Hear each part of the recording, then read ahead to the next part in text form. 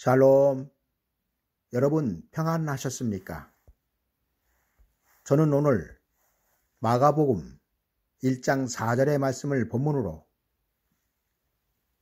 구원에 이르는 회개라는 제목으로 말씀을 드리고자 합니다. 세례 요한이 이르러 광야에서 죄 사함을 받게 하는 회개의 세례를 전파하니 아멘. 회개란 가던 길을 멈추고 유턴하는 것을 말한다고 합니다. 그렇다면 세례 요한이 전한 회개하라 천국이 가까웠느니라의 회개는 무엇을 말합니까? 우선 세례 요한이 전한 회개의 대상은 이스라엘 자손들이었습니다. 그리고 그들에게 세례 요한이 전한 회개는 구원에 이르지 못했던 율법을 떠나 복음으로 돌아오라는 것이었습니다. 그리고 예수 그리스도의 부활 승천 이후 제자들이 전한 회개의 대상자들은 세상 사람들이었으며 제자들은 세상 사람들이 가던 길을 멈추고 유턴하여 하나님께로 돌아오라고 전하였던 것입니다. 하나님께로 돌아와 구원을 얻는 회개는 세례 요한을 통하여 처음으로 전파되었습니다. 왜냐하면 율법에는 천국으로 침노하는 회개를 할 수 없었기 때문입니다. 여러분, 우리가 죄를 회개하였다는 것은 우리의 죄를 사함 받았다는 것을 말합니다. 그런데 구약에는 피조물의 죄를 사함받을 수 있는 길이 없었습니다.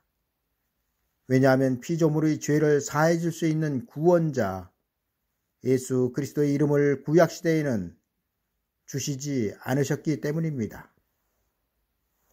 여러분, 율법은 죄인된 피조물을 더욱 죄인되게 하며 율법으로는 죄를 깨달을 뿐 그 깨달은 죄를 사함받을 길이 없었기 때문에 하나님은 회개하여 죄 사함을 받는 구원을 그 아들 독생자 예수 그리스도를 통하여 2000년 전 세상에 베푸셨습니다.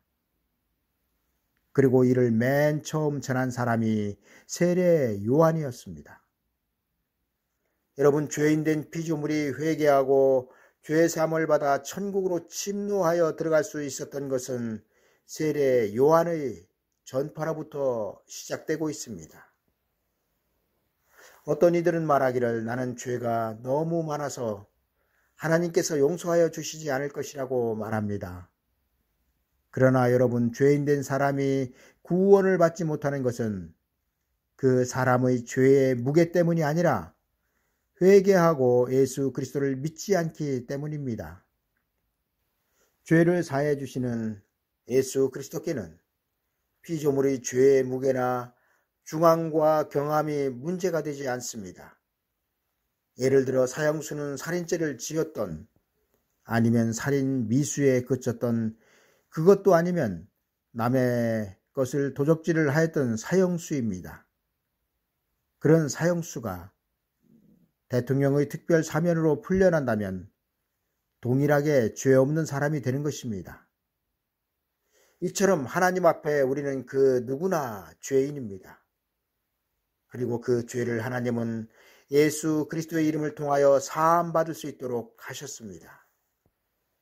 이 때문에 예수 그리스도는 세상의 구원자가 되시는 것이며 죄인의 구원자가 되시는 것입니다. 여러분, 세상 사람들이 구원을 받지 못하는 것은 그들이 구원자이신 예수 그리스도를 믿지 않으므로 죄 사함을 받을 수 없기 때문에 그 죄로 인하여 지옥으로 가는 것이지 그들의 죄가 많기 때문이 아니란 사실입니다.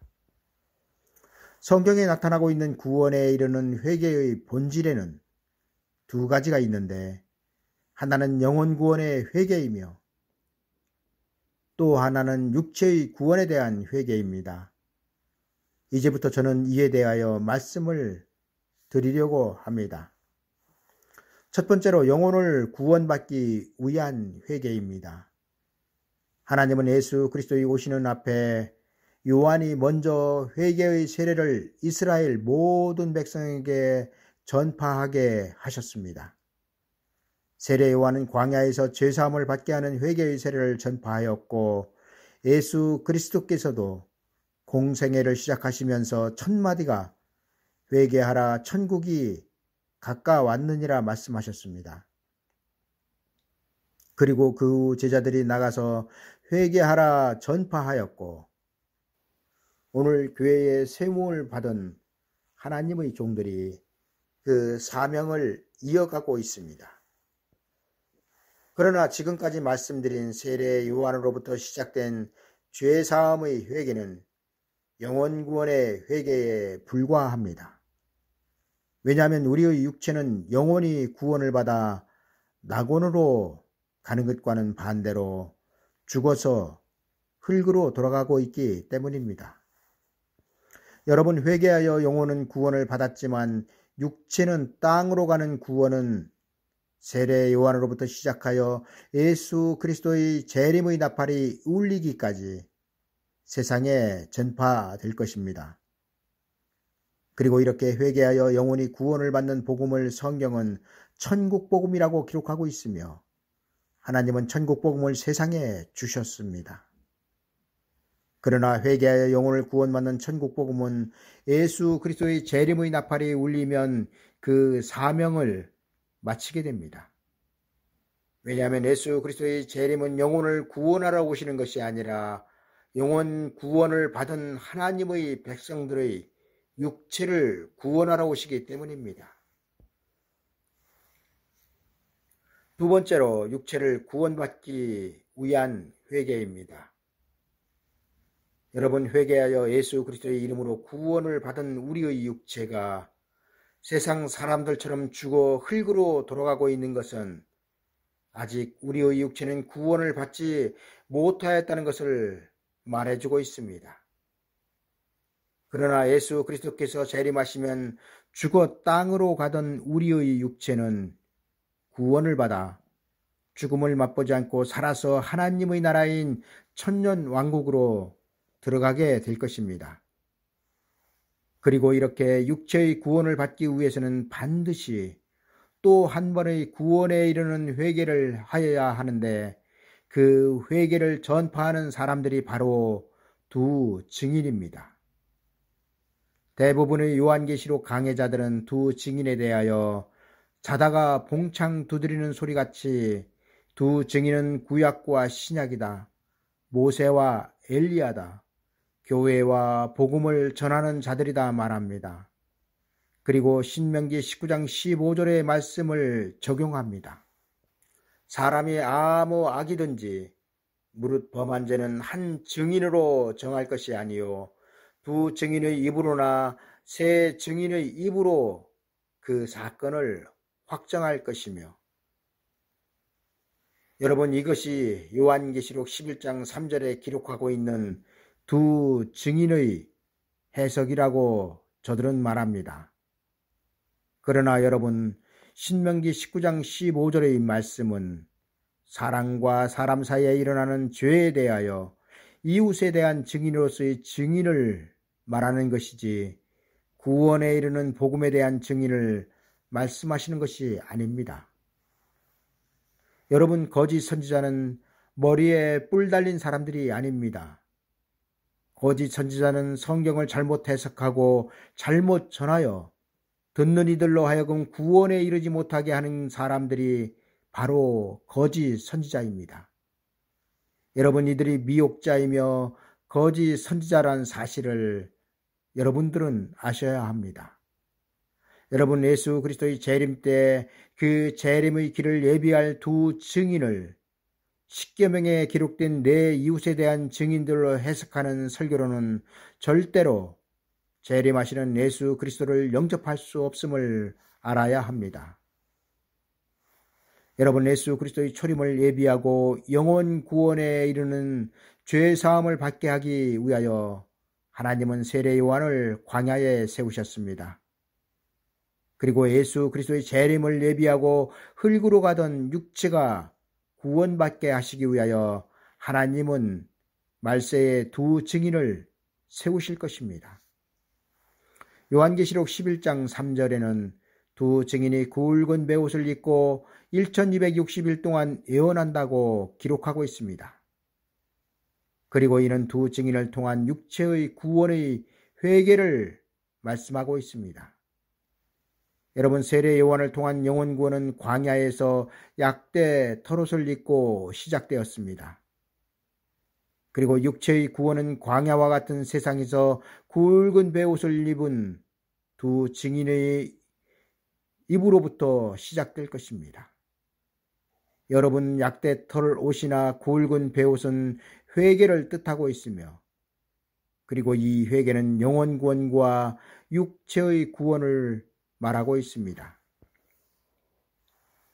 이제 말씀을 정리하겠습니다. 세례 요한은 이스라엘 자손들에게 회개에 합당한 열매를 맺고 속으로 아브라함이 우리 조상이라 말하지 말라고 말하였습니다.